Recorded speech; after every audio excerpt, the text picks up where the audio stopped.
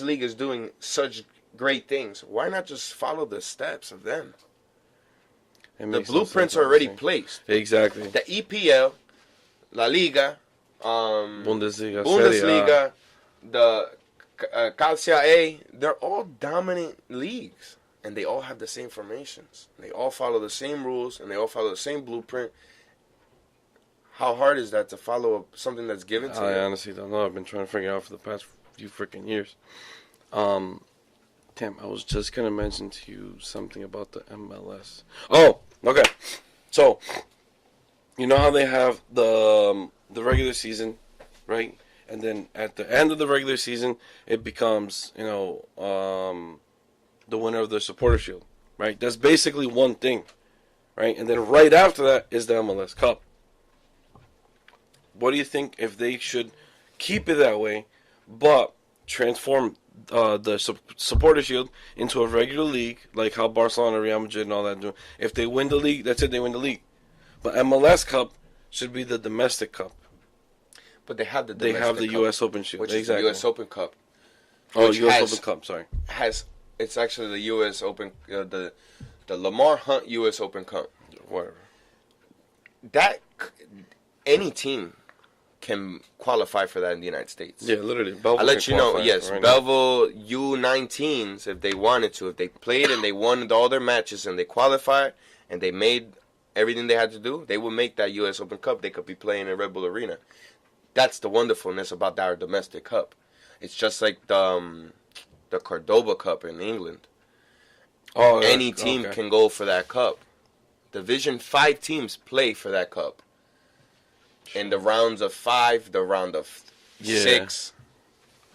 You really look at those rounds, you don't hear about them because they're unknown teams playing in them. Yeah, exactly. The U.S. Open Cup, I'm not sure if it's already had begun or not, but not that I heard. Before, like, the Red Bulls, any real MLS team is even in it, there's rounds being played already. Yeah. Yeah, of course, because it's the smaller teams. You get me? So, I think it was last year, the Red Bulls played against the Richmond Kickers in the semifinals. They played fantastic. No, it was in the finals. No, the semifinals. The quarterfinals. Semifinals was against Akron. Who? Akron, Ohio. So like a little Ohio team. Mind you, Ohio. That's the Columbus Crew. Oh, yeah. You get me? But there's an Akron team where it's just a little small town, and they made it far. Actually, no, I'm mistaken. It's not Akron. I'm sorry. It's Cincinnati. Oh, FC Cincinnati. FC Cincinnati. They made it all the way to the semifinals, and they played against. They're actually a pretty good team. I've watched them. Phenomenal team. They can take down many teams that are in the MLS. Why aren't they in the MLS? Because they don't have no promotion. How many teams have won the NASL, and the USL? They deserve to be in the MLS. Of course, yeah. A couple of years, Philadelphia Union were the most horriblest team in the league. They didn't deserve to be in there. They were getting demolished by the New York Cosmos. The New York Cosmos. They're still not that great of a team, though. Philadelphia Union. They're not. But I'm just saying. Like, no, I get you. Yeah. Should they be in the league still? No. No, they should definitely be relegated. Have a FC Cincinnati. Or who deserves to be there. Tampa Bay Rowdies coming up. Somebody who deserves to be in there. Deserves to be there. Now, with the USA not in the World Cup. Horrible for the United States. Horrible. Okay, explain to me your frustration and what they need to do next. Because if... All right, well, they have 4 years to do a lot. All that nonsense that Jurgen Klinsmann was trying to do, I understand. Like, he's trying to find the new faces. We don't have a Landon Donovan. Michael Bradley was a phenomenal player, and he's probably at his prime. Won't probably make it to the next World Cup at the same quality. Josie Altidore, phenomenal forward, strong. Probably won't make it to the next World Cup. They'll be too old by then. Bobby Wood, he's young, but he's not a forward that I would want to see in the next World Cup. There's a bunch of players that, like Christian Pulisic. He's amazing. Start the kid. Yeah, definitely. I think they should definitely build the team around him. Ethan, what's his name? Some young kid. He's like 17 years old. Goalie? Is Is he might be a goalie. Yeah. I think I know who you're talking about. Yeah. You know what? Listen, we have 4 years. Put the kid in. Stop playing Howard. Stop playing all these older guys. You get me? They're playing. Don't play Hamid. Don't play Bill Hamid. Don't play Sean. Sean Davis. No, that's not his name. Sean Davis is the Red Bulls. Sean. No, Sean Davis is New York City FC. That's not his last name. No, Sean Davis is New York City FC. Look, let me look it up for you. No, Sean Davis is the Red Bulls center midfielder, but his name is Sean something. Oh, yeah. I know who you're talking about. Sean Johnson. Yeah. You know, Sean Johnson, if they wanted to play Sean Johnson, they should have played him when he was playing for the Chicago Fire, when he was 18, 19. Same thing with Bill Hamid. Yeah, that's right. These goalkeepers, you know, yes, I understand that they are young and they are nice, but they play in the MLS. They play in the MLS. So you're going to put people who play in the... Like when Tim Howard was our goalie and Casey Keller were... And it was Casey Keller, Tim Howard, Brad Guzan. These goalies were in high leagues. They were playing in the EPL. They were playing against quality strikers. They were playing... This is the reason why Tim Howard was such a good goalie for the United States. Why every time the United States played a game, Tim Howard had fantastic games. He played phenomenal. He played phenomenal against Portugal in the World Cup last time. Definitely. Nobody's ever going to forget that game. He played phenomenal against Belgium. The only reason why we didn't go in that game was because Chris Wondolowski is the most horriblest forward in the world. Hands down. Like, every time Chris Wondolowski comes to the Red Bulls, I come at him for some. I tell him, like, you know, you're a U.S. reject. They put all this hope into this kid who played for Columbus Crew, Ethan Finley. Ethan Finley, there we go. He's a scrub. Finley's a scrub. You put Finley against Matic, he's going to get pushed off the ball, and he's going to get hounded. Like, he's a scrub. And nothing's going to change that. You need players who are going to, like, fight. You get me? These young kids that we have, they want to fight. You saw the U23s that were coached by Tab Ramos? Oh, yeah. You get me? We have these solid defenders that... Tim Ream. Fantastic. How many times have you seen him play in the United States national team for a game that really matters? I think me personally, I've only seen 2 games. That's it. We have Matt Miazga. Oh God, you get me? I am being biased because these are all players that came from the Rebels, but they're. If you realize, we produce center backs, we produce goalkeepers. If you look at the history, the United States has had Red Bull goalkeepers. Tim Howard, Tony Miola. The best goalkeepers that played, you get me, for the United States came from Metro Stars and the Red Bulls. Yeah. Tim Howard got drafted. He played one game. I think it was a preseason game against Manchester United, and Sir Alex Ferguson was like, "I am not letting this kid go. I want him now. I want him now." And he got him. And he got him. And he played, and he went over there, and he had started, and he was playing. I think he played a game against Everton, and he made a mistake, and he got ripped by Sir Alex Ferguson. Like, Sir Alex Ferguson made him feel, like, horrible. He never made that mistake again in his life, though. You know what I mean? Like, I read that in the book that he has.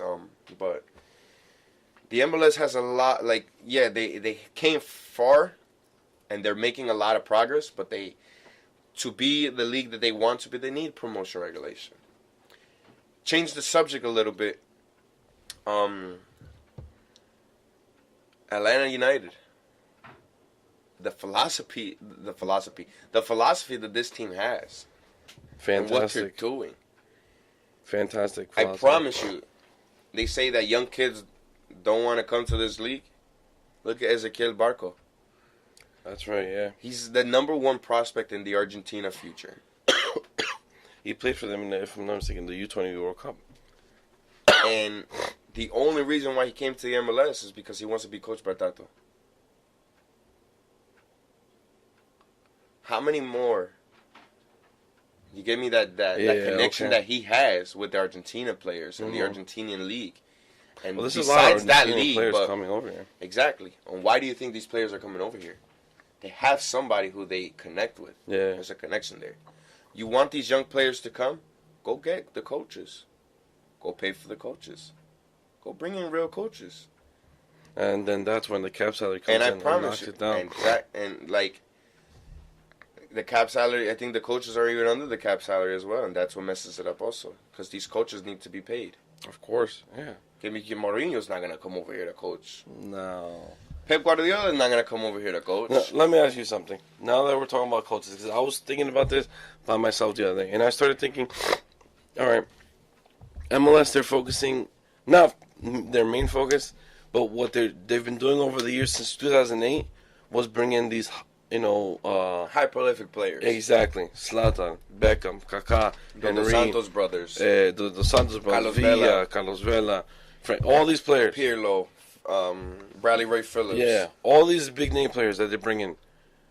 Why not bring in high profile coach names? Well, that's what Atlanta did. Yeah, Atlanta went out and they changed the whole thing, and they didn't even go and really get high quality players. They went and got high quality coach, and they let their high quality coach bring in his prospects that he thought that would make the team. Joseph Martinez. When did you hear about this guy before? Never until Atlanta He is United. dominating the MLS. He dominated last year.